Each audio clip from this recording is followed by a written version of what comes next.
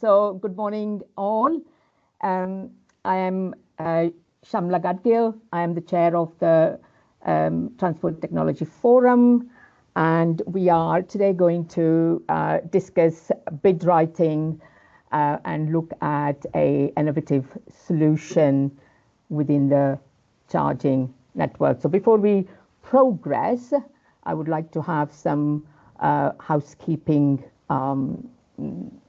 points. So this is the webinar is being recorded and the recording will be shared afterwards. Please all stay muted throughout the presentations. There is a Q&A function at the top. If you need to raise any questions, please use that function. And for any technical issues, please do email Claire if there are any problems, even if you keep dropping off or need to log back in or anything like that. Of course, the slides will be circulated after the session. And today's agenda will be, of course, myself welcoming everybody and introducing the topic of today's webinar, the bid writing for EV infrastructure, will be presented by Russell Fenner from Revolution9 Consulting. We will then have innovative residential charging solution, the Aeon approach, and that will be presented by Beth Marsh from Trojan Energy. That will be followed by a panel discussion. Any Q&As, they will be sort of looked at that point as well. And then we have got a Q&A dedicated session. So there is two opportunities for the attendees to raise any questions in relation to both the topics. So I will pass this on now to Russell, and he will be using his own laptop to share the slides with us.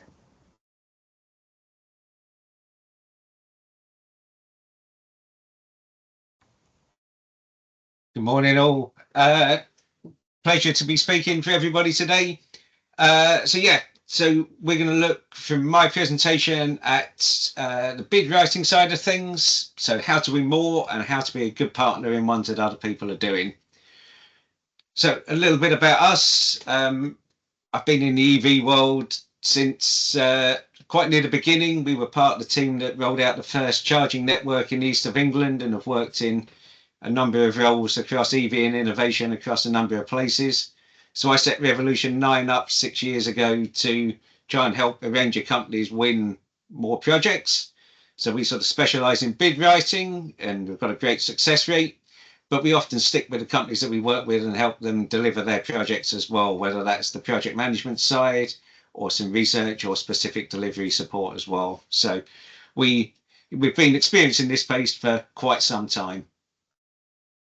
So in terms of what we're going to cover today, firstly, we're going to start of just thinking at a higher level about bidding. Why are you doing it? What's your goals for it? Before having a bit of a look at what the funding landscape looks like at the moment. Some of the fundamentals of writing success, how to work with other people, and hopefully some things that will help you win more funding. So to kick off, I guess the first question is, why are we doing it in the first place? What do you need to have ready before you start? And I think one of the big things for success is having that real compelling vision of what you're trying to do and why you're trying to do it. So for a lot of the time, particularly in the EV space, this is going to be around having that clear strategy of what does an EV strategy look like for your region? What are you trying to achieve with that? What does your region need? Where's the priorities? And then start looking from there about how you're going to implement that and how bids and funding can help you in both of those things. That sort of clarity really makes it an awful lot easier when you come to start writing the bid, because then you can come in with a very clear business case style assessment of, is this the right thing for you? Does it help your sort of primary roadmap? but also, is it an opportunity to try something new? Are there priorities that you're hoping to achieve, but you're not quite sure how to do it? And can you collaborate with people in a way that might allow you to do something different? I guess the other thing to really think about before you start is who needs to be involved to make this successful. Is this something you're delivering as an organization yourself? Do you need partners to do it? And who internally needs to be there to make the difference? Sort of build on that here, really. For a lot of bids, you're going to need input from numerous teams to be successful. I know local authorities are large and complex organizations with everyone with their different strategic areas and priorities. So being able to look at who's going to be important in that right from the start, think about the information that you might need and who might have it and who would need to help deliver it right from the outset, gives you a much better chance of success at making this work. Also, the internal sign-off process is important. In most cases, when you end up writing bids, even if you've got an idea of funding calls coming out ahead of time, the actual window to write is often fairly short. So knowing what needs to happen internally to be able to submit that becomes really important. That's the case both if it's a bid that you're doing yourself, but probably even more important if you're working with partners.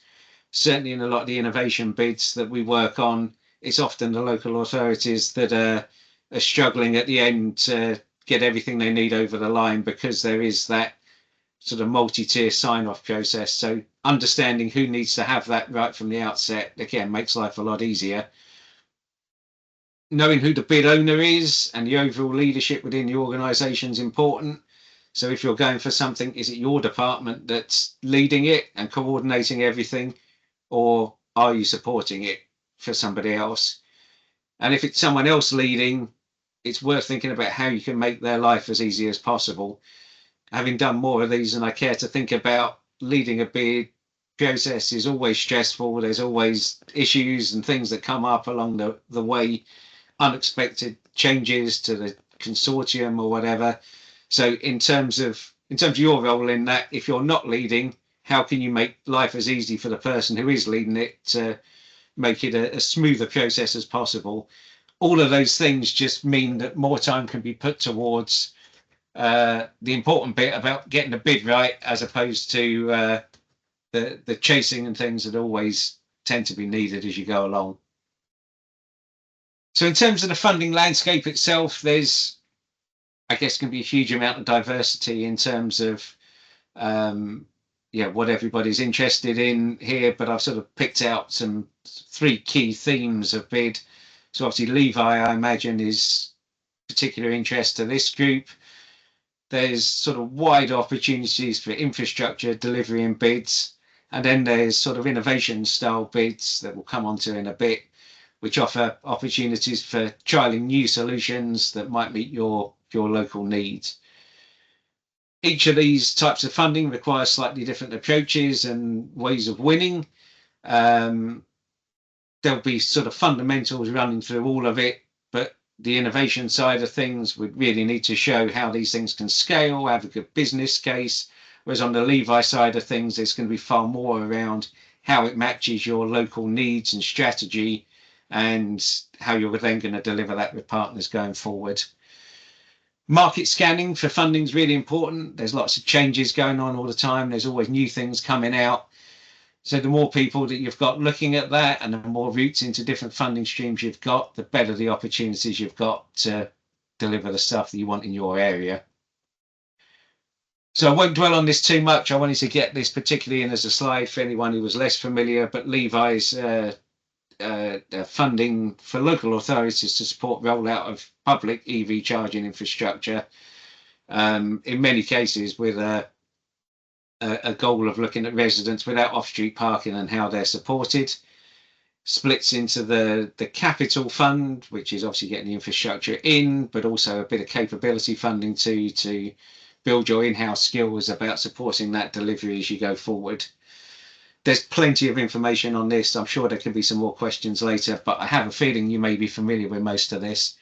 So I was going to spend a little bit more time on the innovation landscape. Now, this has changed quite a lot over the course of the last 18 months. There's been a fairly clear spending review in the previous spending review periods, with the Net Zero Innovation Programme funding an awful lot of work in this space, which included in the EV side a lot of things on wireless technology in terms of vehicle to grid technology, but also looking at interfacing with homes and buildings and other things alongside the wider net zero rollout. So most of the funding that's come out has come from a variety of government departments. So Innovate UK are one of the big funders, and I think Josie might be on the call, who leads in the EV space.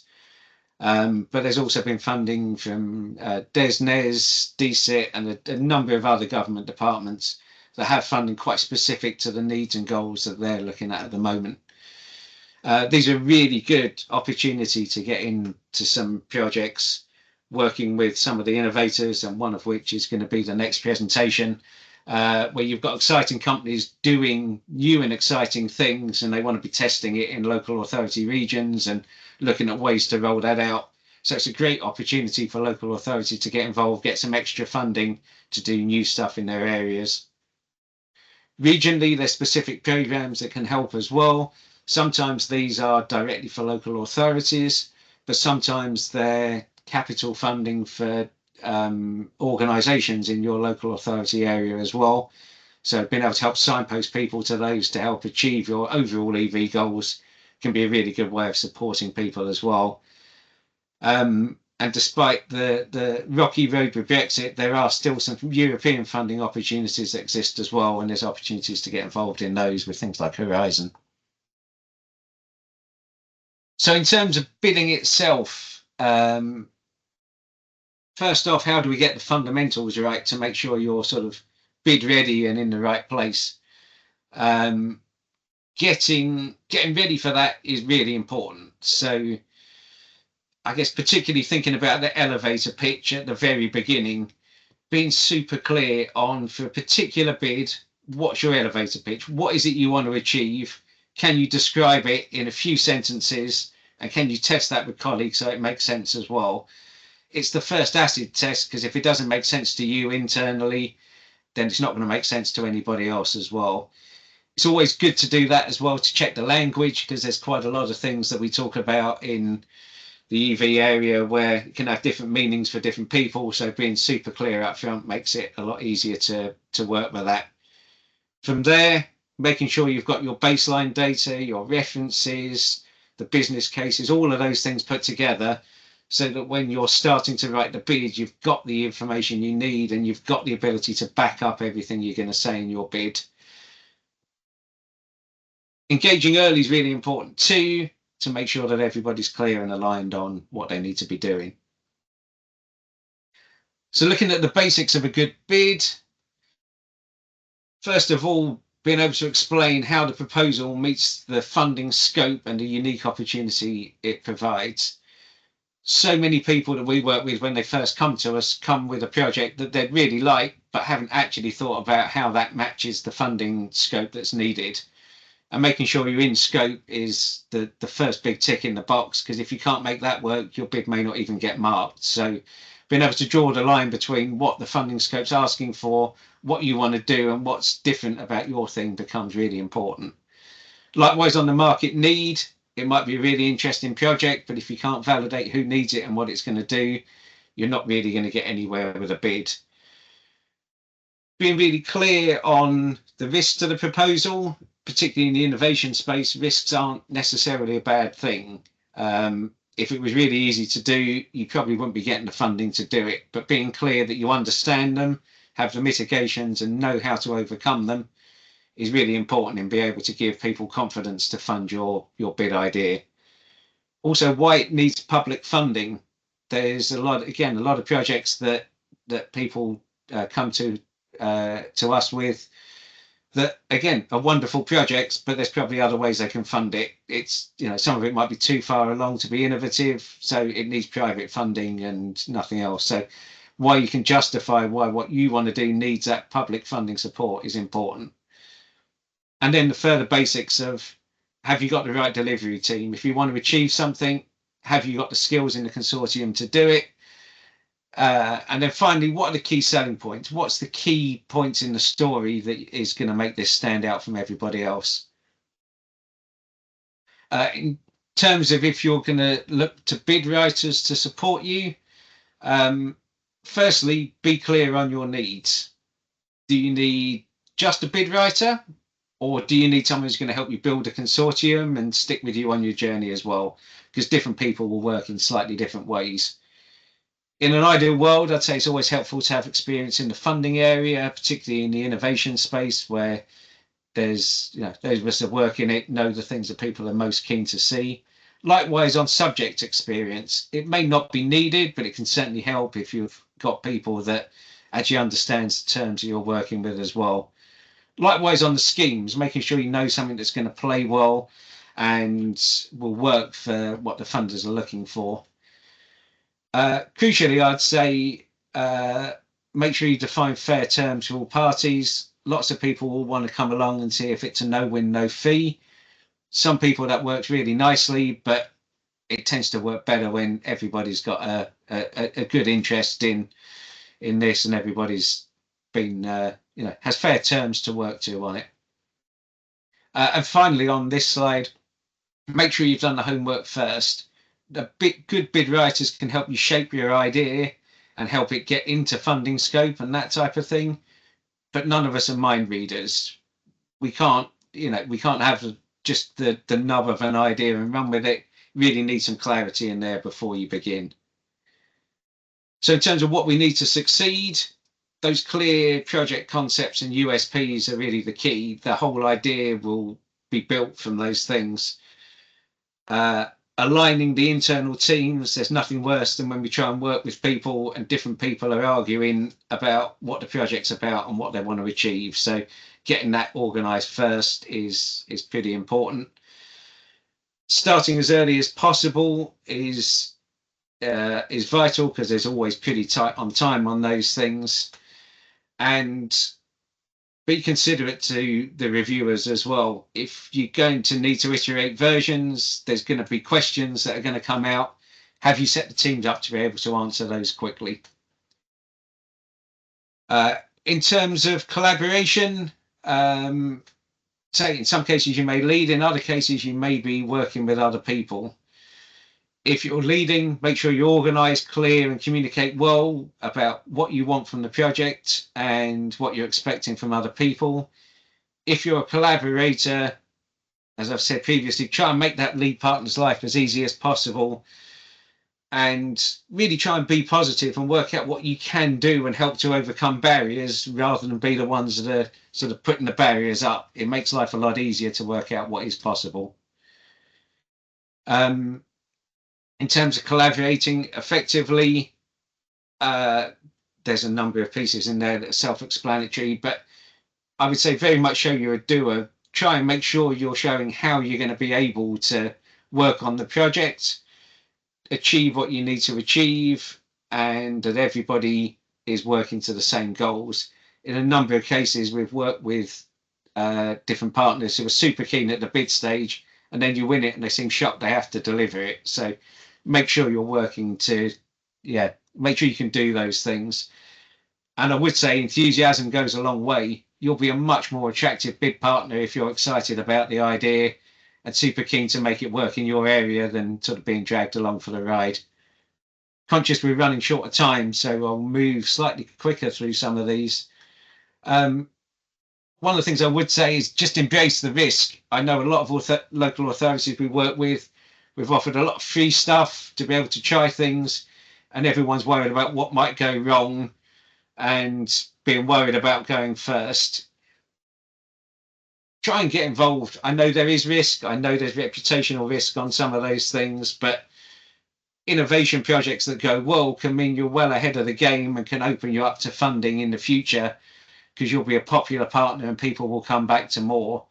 So I would say plan for success and look at what the pathways are for extending that project afterwards, because quite often these projects go well, and if you plan for success early doors, you can roll out a lot quicker. going to skip through this to get onto what a business needs when working with councils. So you're ready for this. So I guess the most important things are clear points of contact for who you're working with, a delivery focus. These projects are often fairly tight in their timelines, and a lot of them work to sort of business timelines which don't necessarily fit with council processes. So trying to think ahead and knowing what those processes you need to go through are, document them so everybody's clear and can put that into the project plan up front, and then help to work through those as quickly as possible is key. And then just thinking about that last one is for success at the end of the project, think about overall value and then not just lowest cost when you're tendering the other side. So many innovation projects get to a really great point, and then when something's tendered the other side, people just select the most basic and cheap thing on the market. So try and look at the value that's created by certain things, not just the lowest cost. Conscious of time, so I guess we'll finish on this one. The top tips of success are really start before the funding opens, know the things that you want to be doing, have your ideas ready to go, and have the basic information that you're going to need ready. Make sure you read the guidance carefully. So many people lose marks by answering the question they hope was there, not the one that is there, and haven't checked that they're actually closely within the guidance. So yeah, be careful with that. Be ruthless in tailoring the message. There's going to be lots of things that you want to tell people, but actually being super clear in what you're trying to achieve is much, much easier. Make sure the message wins hearts and minds. Make it exciting, make it pull on the heartstrings, make it show exactly what it's going to do. Because if people can get excited and the assessors can grab it in the first couple of lines, they'll be much more likely to fund it than not. And understand where you really want to go. In the end, it's the benefits that always win out. So you can talk as much as you like about the technology, but ultimately it's what the benefits that people are going to get. Know what winning will mean. Make sure that you can deliver to the time, quality, and budget that you state in the bid. And it's just as a final thought is make sure you celebrate the wins and learn from everything else. Too quickly we get the win and then panic immediately about the delivery. But do celebrate those wins, because it is always exciting to kick off a project. And when you don't, take the feedback and make sure you build it into everything next time. I think I'm about to go over. So thank you for that. And I'll hand over to others because I think we're doing questions later. Thank you so much, Russell. We can invite Beth now to present your presentation there, Beth. Hang on a second. I'm just going to get my presentation shared. So if you can let me know when you can see that, that'd be great. Yep. We can see, yes. Okay. Perfect. Well, good morning, everyone. As Shamala said, I'm Beth, and I'm the Senior Business Development Manager at Trojan Energy. And I'm, super happy to be here today to talk you through our cross-pavement solution. So our solution is called Aeon, and it's basically our home-connected EV charging network designed specifically for residents without driveways. So as a business, we're very passionate in believing that charging access should not be a barrier to EV adoption, and essentially Aeon is our answer to that challenge. So some of you on the call might already be aware of Trojan Energy, but since 2016, we have been really focused on empowering local communities through innovative EV infrastructure. We like to think that our approach is really grounded in delivering real-world solutions to the everyday challenges that are faced by EV drivers. We're an end-to-end manufacturer, and we operate out of Aberdeen up at the energy transition zone, and we basically have a UK-wide workforce that allows us to essentially deliver our solutions at scale. We really pride ourselves on the fact that we offer end-to-end control of our manufacturing and deployment processes, which really allows us to essentially ensure things like strict quality control, reliability, and accountability in every installation that we do. So some statistics. So we currently have over 1,500 chargers live in the UK across 6 council boroughs, and we're currently utilising government funding such as the on-street residential charge point scheme and Levi to roll out our network of public charging across the country. But what we also have, obviously, is our Aeon solution, which is our home connected charger. And we currently have around 50 plus new projects in development, with a large number of those being our council and Trojan Energy funded Aeon trials. So you're probably thinking, what is Trojan Aeon? And I think some people on the call might already be aware of what this is.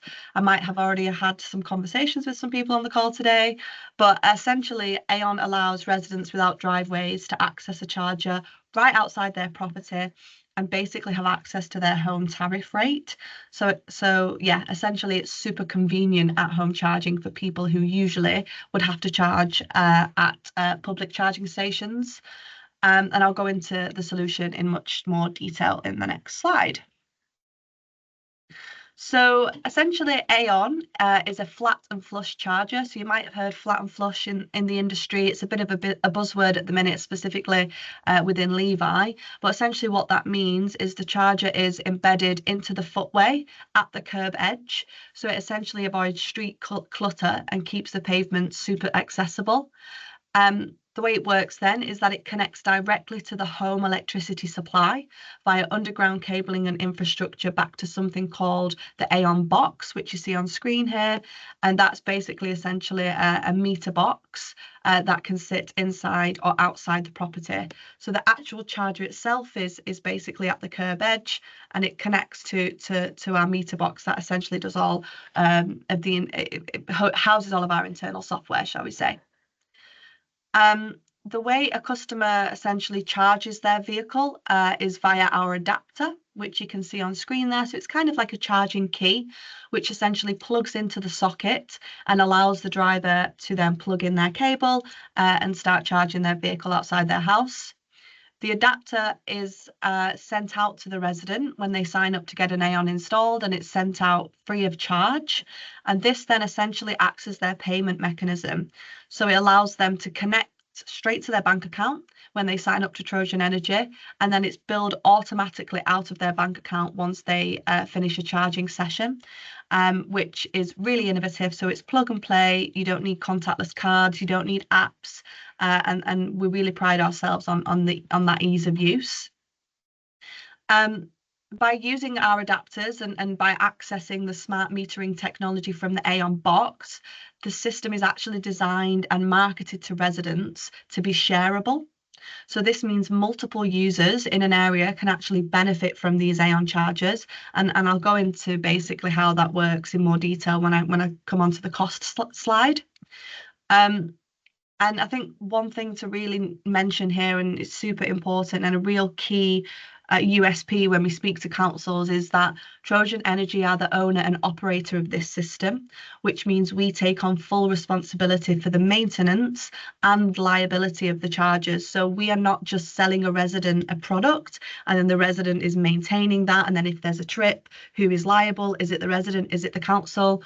We are selling a whole kind of solution.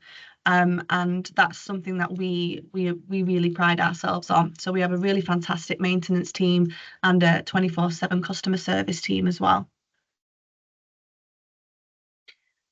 So these are just some real world images of some of our Aeon installs in Brent, which is in London. As you can see, they are completely flush with the pavement when not in use, which keeps the pavements accessible for wheelchairs, prams, etc. And on the right hand side, you see one of our adapters actually plugged in at dusk, and you can see it's lit up with a really nice blue sheen around the adapter itself, which again lends itself for people who might be partially sighted. And we've had a lot of design input with the actual adapter itself from disability groups, and you know, that's super important, and again something that we're really proud of when it comes to the design of the network. Okay, so what's the cost? So yeah, the important piece, right? What does this actually cost for a resident to sign up and have one of these installed? Well, firstly, as I mentioned before, we market this charger as a shareable concept, and that's from the get-go. So when someone signs up, they know that this charger will be shared. It does not belong to them. It is a shareable concept, meaning we have two models that a resident can essentially sign up to: the host model and the pay-as-you-go model. So the host essentially is the one who installs the charger outside of their property and allows the charger to be connected back to their own electricity supply. So the incentive to be a host is essentially accessing that cheaper tariff rate of 7p, 8p per kilowatt hour. The pay-as-you-go model then can actually use that charger as a sharer via their adapter. However, they cannot access a home tariff, obviously, as it's not their property. Rather, they access kind of a 10% discount on the standard AC on-street charging tariff, which is around 48p per kilowatt hour. So still cheaper than public charging, but not as cheap as obviously if it was connected to their own home electricity supply. And like I said, so the way we actually determine whether somebody is a host or a pay-as-you-go user is through their adapter. So we know that it's Beth as a pay-as-you-go user charging on this socket with her adapter essentially. The real benefit as well of this solution that there is no upfront cost for either model. So that for the host or the pay-as-you-go, there's no upfront cost to install the charger. So Trojan take on that install cost. The cost then comes in at the subscription piece. So the host pays a subscription fee of £50 per month, and that allows them to access their home tariff of 7p or whatever electricity rate they're on, and also have the convenience of having a charger on their doorstep. And the incentives don't stop there. The host model allows the resident to actually take their home tariff to other Aeons in the area, should they not be able to park outside their house that day. So paying that £50 a month really comes with a lot of benefits. In terms of the way that the host is reimbursed, then that we do that monthly, so that the host will pick a certain day per month to be reimbursed from the pay-as-you-go sharers, meaning the host will never be out of pocket, and that's really, really important. And another piece to mention as well is that we limit the number of sharers on one charge point so that the charger never becomes congested. So we would never have like 10 sharers to one host charge point. We usually limit the sharers to around 2 to 3 people per charge point. In terms of market testing, then we have done extensive research over the past, 4-5+ years to cost compare the £50 subscription host fee to public charging. And what we found is that by paying the £50 per month plus your home tariff rate as a host, you are saving around 40% in comparison to public charging over the course of 3 years. So it's a huge cost saving, and obviously a huge convenience of not having to wait at Tesco, twice a week waiting for your vehicle to charge. And we've got some really nice customer research insights in the top right hand corner of the slide as well. Okay, so you're probably thinking, what's the process for a resident to get an Aeon? So how would I get one of these if I didn't have a driveway? So firstly, what the customer would do is they would sign up to be a host. So usually a host is a homeowner, and this means that they are then agreeing to paying no upfront cost for the installation of the charger, and they're accepting the £50 per month subscription fee. They are then provided with a step-by-step survey from Trojan Energy that will allow us to actually assess the suitability of their property to see if actually installing an Aeon is feasible. So not everybody can have an Aeon.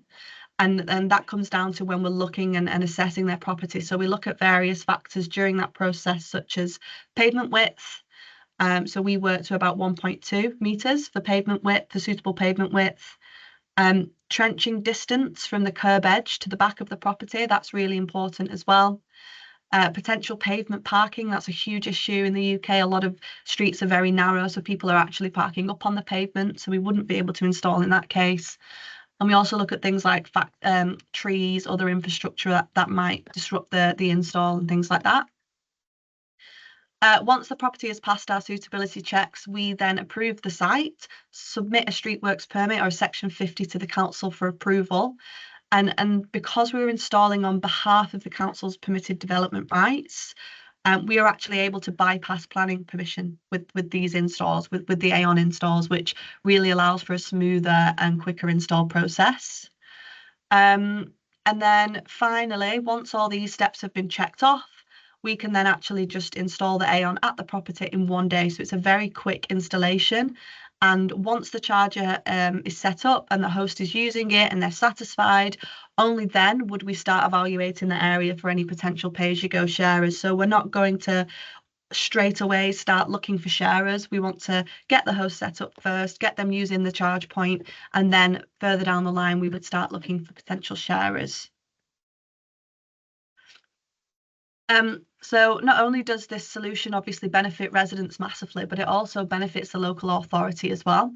So firstly, by having both the host and the pay-as-you-go model, we are essentially creating a residential shared network that's allowing both homeowners who sign up as hosts and renters and flat owners the ability to be a pay-as-you-go user and share it conveniently at home. I think with a lot of cross-pavement solutions, at the minute, only really homeowners can install them. But with our pay-as-you-go option, we're opening up the market to flats, renters, etc., which is a huge percentage of the market. And obviously, they need a fair chance to switch to EV as well. We are alleviating parking tension by not installing dedicated bays. So we're not actually disrupting the flow of the street for non-EV drivers. And I think that's really important. And obviously in the T's and C's, that when the Aeon customer signs up, they are told and it's made clear that they do not have ownership of any of the spaces outside of their house. And like I mentioned before, there's no liability or expectation of maintenance on the local authority, and there is no planning permission to install this solution. Okay, so in terms of installation, as I mentioned before, we have a very quick and succinct installation timeframe of 1 day via a Section 50 permit. And all of our installs are essentially carried out by Trojan engineers like Ross on the screen there, and our trusted subcontractors as well. So we have our own subcontractors for installation, but we're also happy to utilise the council's contracted sub-installation contractors and things. Due to the design of our charger, it's actually really slim in its diameter, meaning we can replace the cartridge if there are any faults within around 10 minutes. So it's really quick, very minimal downtime should there be any issues with the chargers. And finally, like I said before, we provide a service, not just a product. So we really pride ourselves on our customer service helpline, which is 24/7 via the phone or our app, our Trojan Energy app. And it's also an in-house customer service team. And I think that's really important because a lot of businesses will outsource customer service support, whereas our team are hired by Trojan Energy, so they're very passionate about the product. So I know there's quite a lot of local authorities on the call, and you might be thinking, how can we take part in some of these trials that are happening at the moment? So I'll give you a bit of an overview of what we're doing as a business. So currently, Trojan Energy are offering to fully fund a series of Aeon trials across a variety of local authorities in the UK. So the first step would be for the local authority to basically show interest in learning more about Aeon. And we would essentially have an initial discussion. It's usually with the EV team or highways or planning. And then we would determine essentially the best route forward for a trial. To be honest, a lot of local authorities we're speaking to are already doing cross-pavement trials. They're interested in them. I think, Trojan fully funding these Aeon pilots has come at a really great time because there's definitely a buzz in the industry around this type of solution and a real need for it moving forward.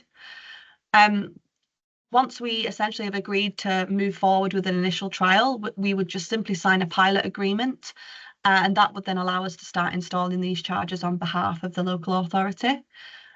We look to scope out the size and the length of the trial. So what we're kind of saying as standard is that we're offering trials of up to 50 chargers with around a 3-year up to a 3-year length based on the individual demand of each council. So some councils are doing 18-month pilots, some are happy to do 3 years. It really depends on the demand of each individual council.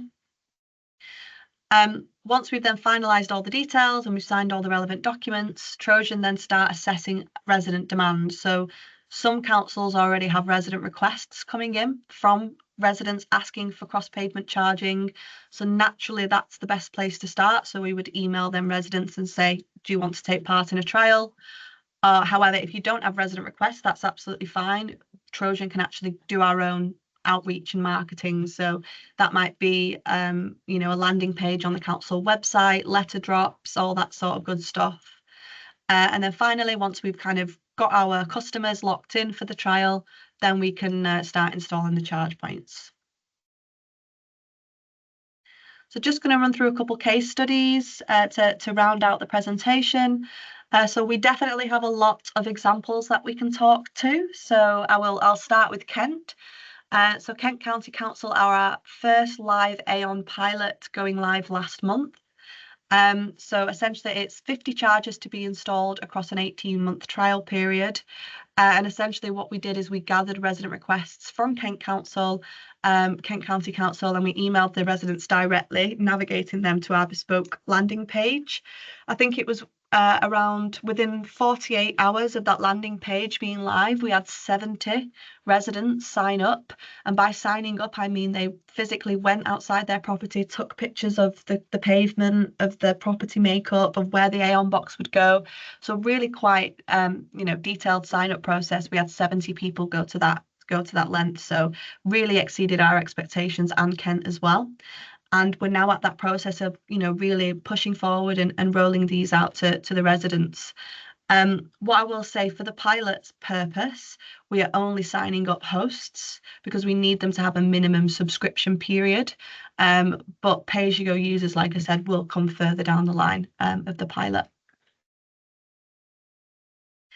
And it's not just new trials that we've launched as well. We have been installing Aon since 2023, predominantly in Oxfordshire and Brent as part of an Innovate UK trial. So I know Josie's on the call today, who was heavily involved with Trojan Energy. But we have Aons live across these council boroughs, and they've been live since 2023. And since these Aons have been installed, all of the customers, when we've gone back to them for feedback, have wanted their Aons to be kept in and are more than satisfied with their experience. Something interesting to mention here as well is that these Aons, the existing Aons, these are legacy installs. So they have an older business model of a higher subscription fee per month without a sharing aspect. And when we revamped our business model earlier this year and we introduced the sharing aspect, when we approached these customers with the new business model, they all were very, very receptive and saw this as a really great way to actually scale a network of Aons across the UK. So got really good feedback from our existing customers. And then to spotlight one of our existing customers, actually, is one of our Aon customers, Hector. And Hector works for a taxi company in London called Addison Lee. And he was part of the doorstep trials with Trojan since 2023. And he's actually been able to save. So he's obviously a taxi driver, so he's high mileage. And he's been able to save just under £6,000 annually versus public charging through just using his Aon. It's an absolute game changer for somebody who is doing, a lot of commuting and high mileage.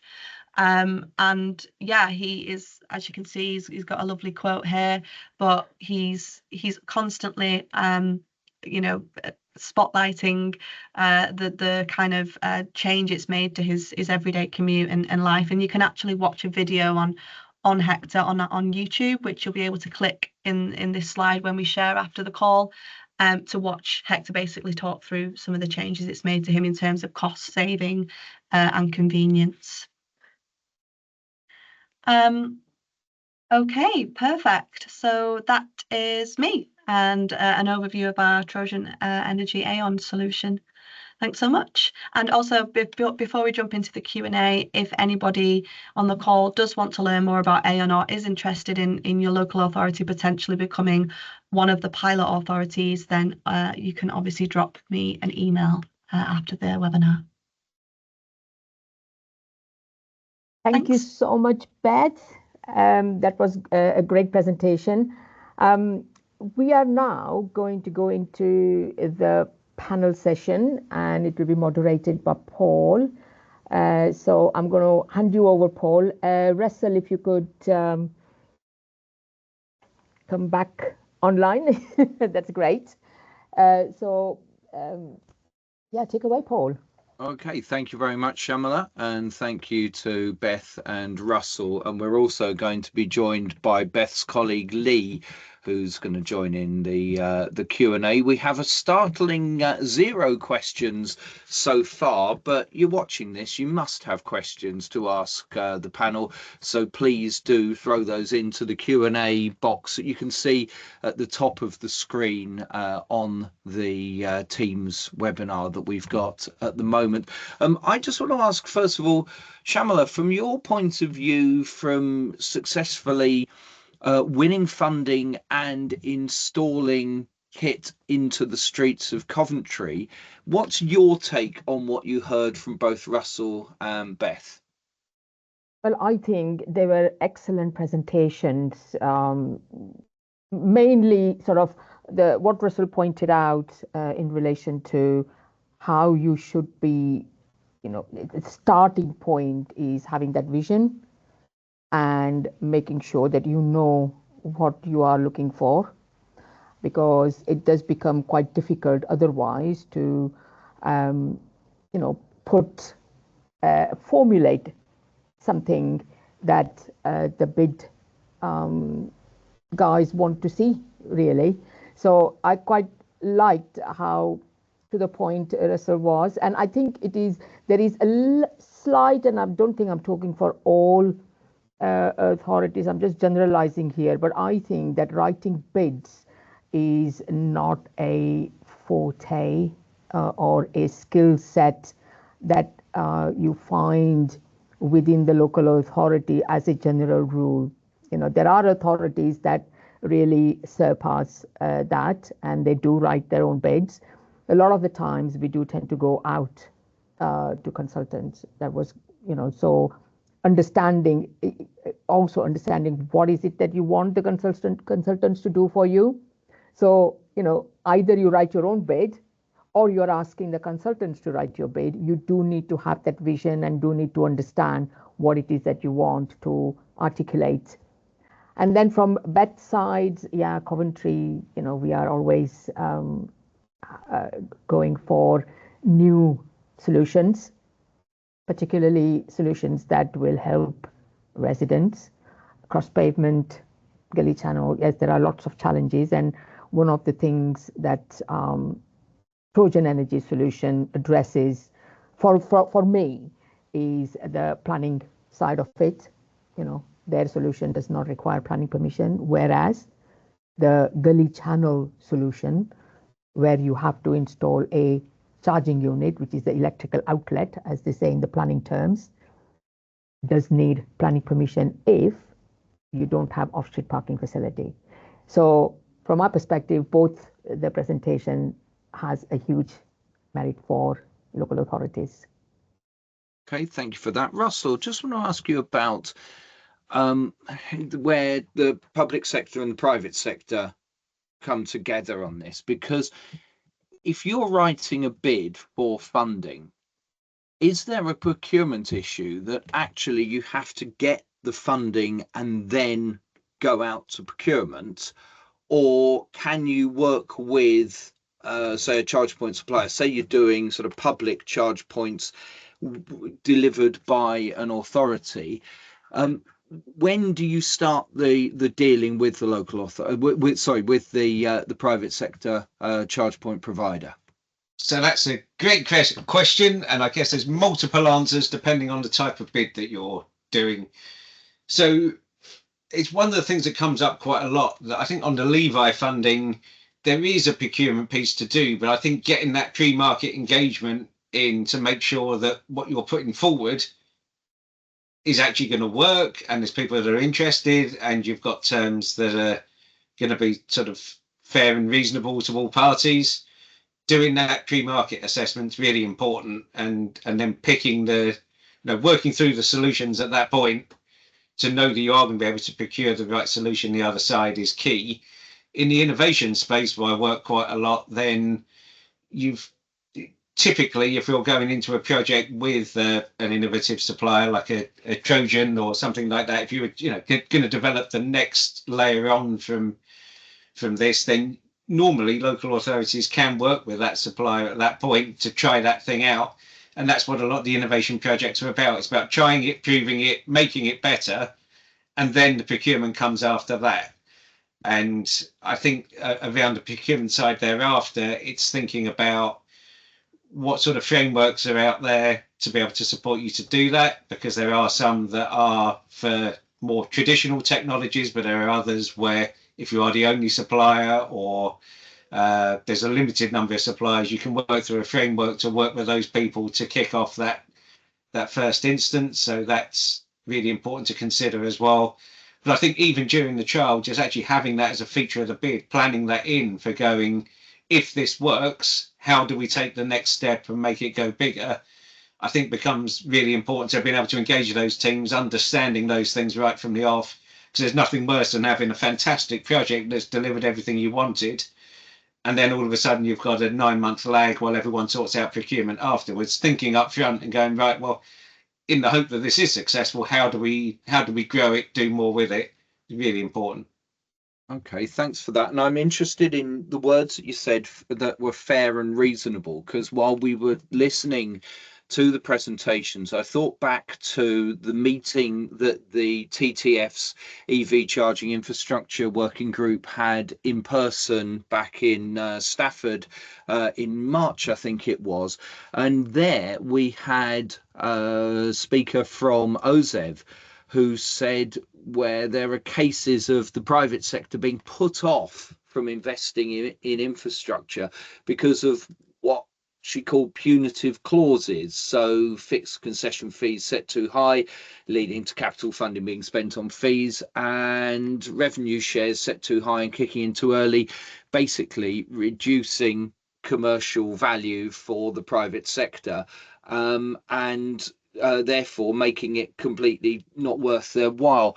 Lee, what advice would you give when actually working with local authorities to make sure that whilst it's not a free-for-all, that it becomes a license to print money for the private sector, it's actually something which does work for you as a profit-making organisation? Yeah, I think for the purposes of the Aon pilots, it's a great opportunity to trial the business model of sharing home connected charging. So that's essentially where the margins are made to be able to make this a sustainable business model. And we're trying to pass on those 10% savings to residents who don't have the Aon and can access that. So in terms of turning that into a commercial or a concession agreement, that would, a long-term running thing, because it's more dependent on the consumer agreement that we have directly with the homeowner. There's a little bit of a play there, but we're looking to work with like minimum numbers of Aons within a local authority, and that will give the local authorities some assurance that we can continue to maintain this number of charges in an area, and then from there we can look to potential revenue share models. But the way that we've set up the Aon is that it would have to come from the publicly shared side of things. If we're looking at Levi procurement opportunities with our hub model, which is a separate model, which is more public, connected to DNO connections, then yeah, we would look to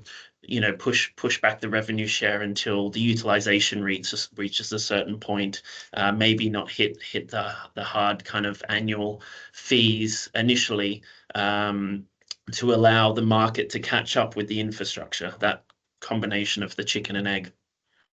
Okay, thank you. If I can just jump in on that as well, just one of my previous roles was in a electric car club as well, and this type of thing came up. It's a very similar type of thing that came up, but it's around that strategy at the front as well, that it's great that you put the revenue share and all of that in, but in some of the cases it was people going, well, actually we'd like you to put cars in these particular areas as well, which aren't necessarily the optimum business case, but we really want to make sure those areas are served as well. And so you've got to get that balance right between saying, well, what do you most want to achieve? If you just want to achieve revenue, then you need to give the operators high volume sites and the ones that are going to make the most money. If you want equity of rollout in different areas, well, that's a different model, but then the providers of car clubs, charges, whatever, are going to take a hit on the revenue in those to make it work as an overall package. You can't necessarily ask for both at the same time, or you need to be aware if that's what you're doing, because it's that type of thing that starts putting people off. By the time you stack some of the business case, you go, well, I can't support 20 charges in places that are going to take 3-4 more years to ramp up, as well as have a high revenue share from early doors. And as you were saying, Lee, it's got to be the right point for that to come in. So it's not saying don't do it, but it's just, again, right from the start, what do you want to achieve out of it? And then from there, it will help give you the answer of what that should look like. Yeah, makes a lot of sense. I mean, you can get some very wealthy areas that have very terrace streets where you go straight onto the pavement, and then you can get areas which aren't as wealthy, and if you don't get the business case right, then the private sector will immediately go to only delivering in areas where they think they can make the money in the short term. Let me move on to a couple of questions that have come in. Don't forget, you can still put your questions in the Q&A. Umar Shah asks, this is one for Trojan: during highway pavement works, who's responsible for disconnections and reinstalling cabling and ducting for the Aon chargers? Is there an average downtime for reinstallation of chargers and repavement? Yeah, so this is a common question that we usually field with our local authority engagements with highways teams. We work in collaboration with the local authority throughout these trials and pilots, and usually streetworks teams will know where planned resurfacing works are due to happen, and we can kind of moderate that and select sites based on those criteria, similar to that of a regular charge point operator installing a bollard charger on street as well, for example. So, this infrastructure is planned to be there for quite a period of time. Because the cabling and ducting is actually quite deep, any resurfacing works would only affect the charge point itself. We may need to re-level that to a new level of the street. So we're not pulling out cables all the way back to the house. They're laid quite deep underground, so any surface works won't affect that. And yeah, like I said, it's a collaborative joint effort with the local authority to put the charges in areas that, it's 20 to 40 year kind of pavement resurfacing timelines, isn't it, with these type of things? So it's long term. We know where the things should be going. Okay, thank you very much. Tony Skills is a fan, Lee and Beth. He says, looks like a very neat and well thought through solution and a great opportunity for local authorities to collaborate to deliver EV charging to residents without off-street parking. Are there any issues, though, with capacity of the local grid to supply the chargers? That old chestnut for you. Yeah, so we're utilizing the homeowners' electricity supply. So what we do is essentially add an additional circuit to their control box, and then utilize that to feed back to our Aon control box, which is load balanced. So we'll never be taking any additional load that the house or the local grid cannot supply, and we do assess and authorize those connections. Usually, because we have that load balancing equipment installed within the Aon box. It's an automatic acceptance, because the grid knows that we're not going to be excessively draining their supply. Similarly with the habits of EV drivers and also EV tariffs, is that the lower tariff is usually overnight. So we'll find that the hosts, because they're paying directly for the electricity that they use, they'll want to be connected overnight, which therefore stresses the grid a lot less. Okay, thank you. I think the next question, Shamala, you might want to come back after I've asked Lee. Because Trojan, as Gary asks here, Gary Mallin, as Trojan owns the Aon asset, the ducting, the cabling, and the at-ground connector, have you had to enter into a licensing agreement with the Highway Authority under the Highways Act? And if so, what section of the Act did you use? So currently we're installing through pilot agreements, which is a joint agreement between ourselves and a local authority. We're fully funding the installation, the acquisition of customers, and the ongoing promotion of the scheme. So we're essentially in partnership with the council running that pilot. Because of that, we're working, we can install on behalf of the council. So that goes under the council's permitted development right to be able to install a publicly available surface. If it wasn't publicly available through that sharing action that we have, opportunity to promote multiple users from that one charge point, then we would have to look for planning permission. But under the what's it called? The Planning and Highways Act. We can install on behalf of the council. That's essentially how we go through that, and we're reporting back to the council on the effectiveness of the charging solution. There's requirements within the pilot agreements for success criteria, so for us to meet to the local authority, and also for the customers to be happy with our service as well, for them to look to expand.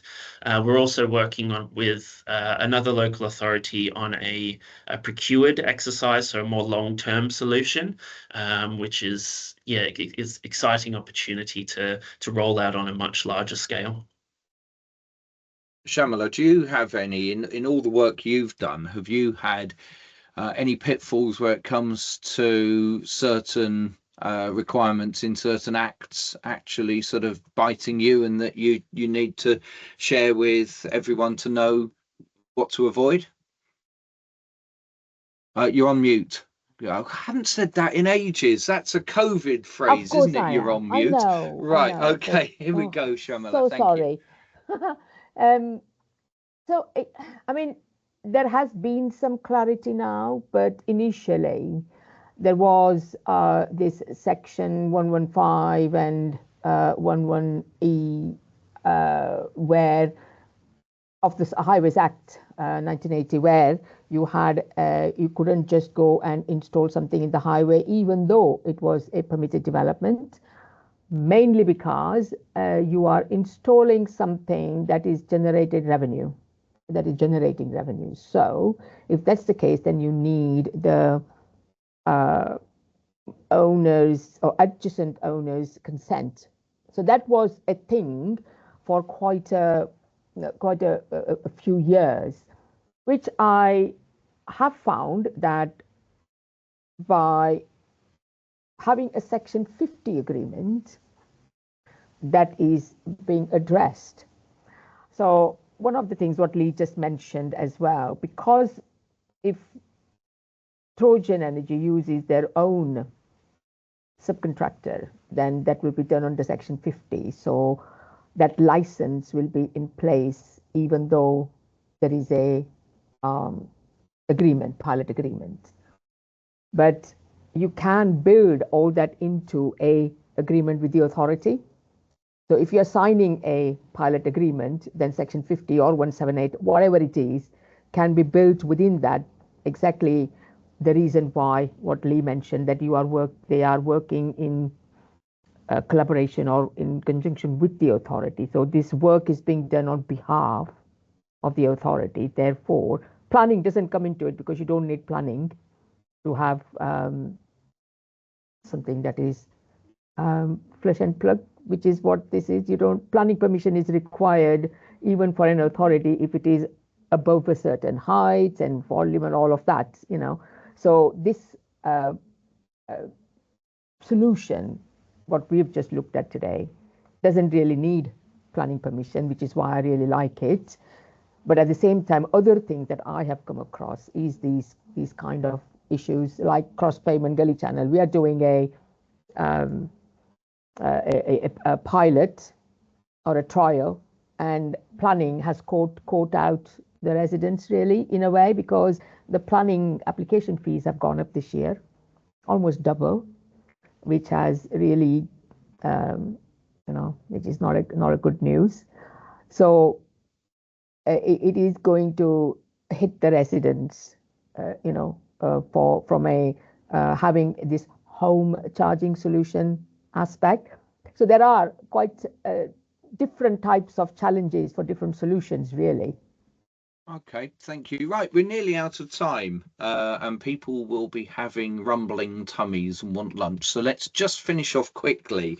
I just want to ask the practical point now of Russell and Lee, which is quite simply, how do you sign up to your particular products if you're a local authority? And I suppose to add on to that, Lee, I want to ask one practical question, which is, how does Aon Hardware, how is it managed over the course of the agreement with a local authority? And then, what's in a nutshell the sign up process for both a local authority and a host? But let's start first with Russell, please.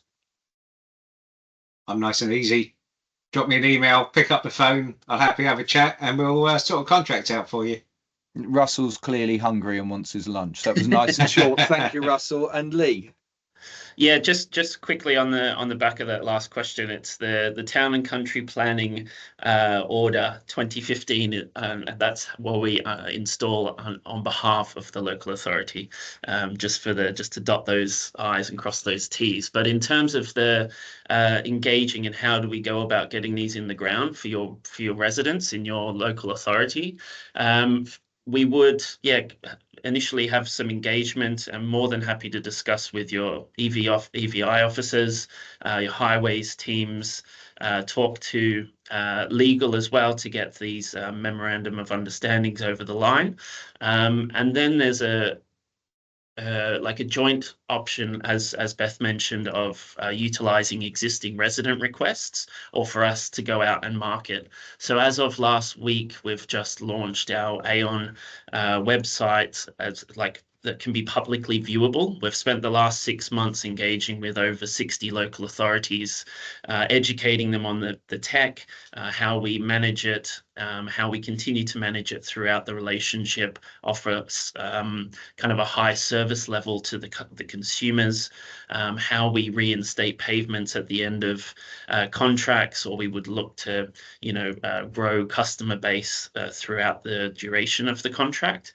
So yeah, similarly, if you haven't already spoke to us, we're more than happy to reach out, but it's usually through that initial agreement, and then we can look to market. We have started to have resident requests coming in from around the country as well, so we'll be reaching out to you as well as those come in to let you know that there are residents in the area that would benefit from our charging technology. Good stuff. Can I just come in, sorry. Yep. Paul? With sort of from a local authority perspective, I know when you are looking to procure or secure external sort of consultancy work, the Procurement Act, the new Procurement Act, does ask you to bring in so many quotes. So just to keep in mind, a pilot, yes, we can work directly with a solution provider because it's a short duration and you are trialing something. But if that was to be scaled up, you have to go through your procurement process, so you do need to consult your category manager or your procurement department on how you procure the services. I mean, if it's a one-off, it can be exception report, but I don't know that the new procurement act allows you to do I think it's called something else, but please consult your procurement department. Excellent. We'll come back to you in a moment to wrap up, Shamala. But first of all, just to thank Beth Marsh, who, is Senior Business Development Manager at Trojan Energy, and her colleague, Business Development Manager Lee Richards, and Russell Fenner, who is a bid writer at Revolution9 Consulting. Thank you for your time and your expertise on this Transport Technology Forum webinar. My work doing this panel session is done, so I'll hand over to Shamala to close the webinar. Thank you. Yeah, thank you so much, and thank you to everyone for joining us today. Paul has already thanked our presenters. I would like to extend my own thank you to Russell, Beth, and Lee. We have heard today the challenges of delivering EV charging infrastructure. They are real, but then opportunities are also being made available. So the Transport Technology Forum is actually here to help facilitate all of this. And today's webinar is just part of ongoing conversations between private and public sector. We will be circulating the recording and slides after today's session. And I would, really encourage you all to get in touch with Beth or Lee and with Russell, just to, if nothing else, to understand the processes involved, and continue networking because collaboration is the key. So thank you again for your time and your questions, and enjoy the rest of your day. Thank you so much. Really appreciate the opportunity. Thanks, Shamala. Thanks, everybody. Thanks all. Yes. Bye-bye. Bye. Bye. Bye-bye.